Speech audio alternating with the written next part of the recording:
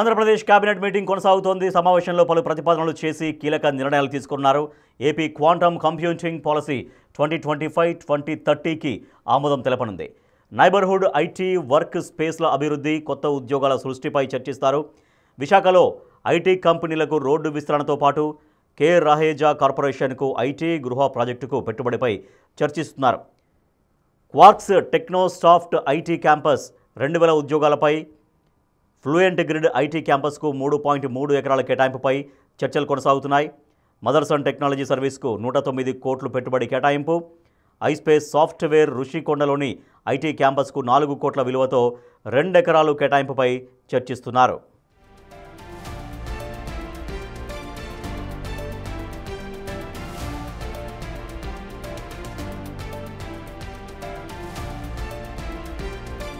Drone city land policy నిర్ణయంపై discussion నడుస్తోంది. Shri city తిరుపతిలో 550 కోట్ల పెట్టుబడితో 1130 ఉద్యోగాల సృష్టిపై, ఏఎన్ఎస్ఆర్ సంస్థ లీజు 33 నుంచి 99 ఏళ్ల పొడిగింపుపై చర్చించనున్నారు.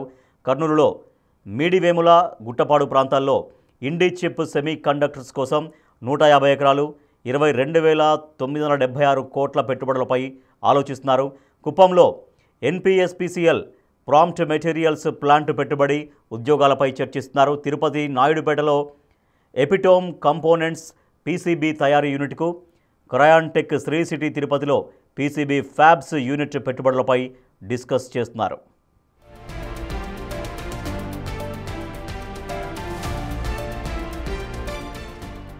సూక్ష్మ చిన్న పరిశ్రమల ఇన్నోవేషన్ పార్క్, ప్రైవేట్ ఎంఎస్ఎంఈలకు మద్దతుల గురించి ఆలోచిస్తున్నారు.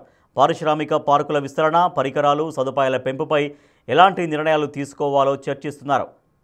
క్వాసెంగ్ ఫుట్వేర్ భారత్ ప్రాజెక్టుకు ఆమోదంపై, ఓల్డ్సన్ ల్యాబ్స్ పరిశ్రమల ప్రోత్సాహక ప్రతిపాదనల గురించి చర్చిస్తారు. బిర్లా, భారత్ డైనమిక్స్, డోజ్కో సంస్థల భూ కేటాయింపుపై, విశాఖ తర్లవాడ అపిక్ పార్క్ కోసం సేకరించే భూమి ధర పెంపుపై డిస్కషన్ నడుస్తోంది. అసైనీలకు 80% పరిహారం, ఆక్రమణదారులకు 50% మాత్రమే పరిహారం ఇవ్వాలని చూస్తున్నారు.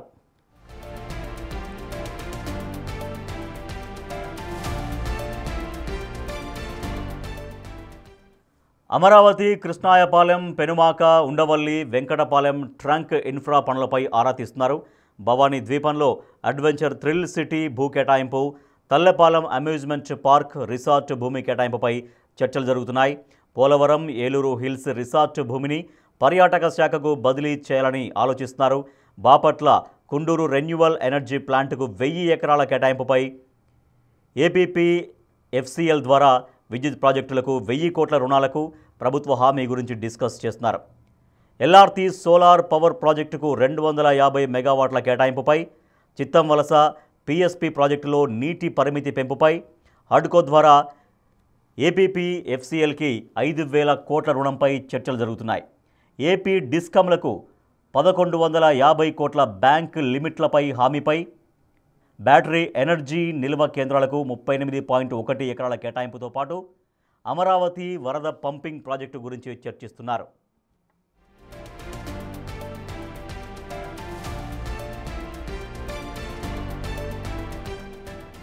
వరల్డ్ బ్యాంక్, ఆసియా అభివృద్ధి బ్యాంకు సహకారంతో అమరావతిలో మౌలిక సదుపాయాల విస్తరణకు సిఆర్డీఏకు 7,500 కోట్ల రుణం ఆమోదం గురించి చర్చించుతున్నారు కేబినెట్లో.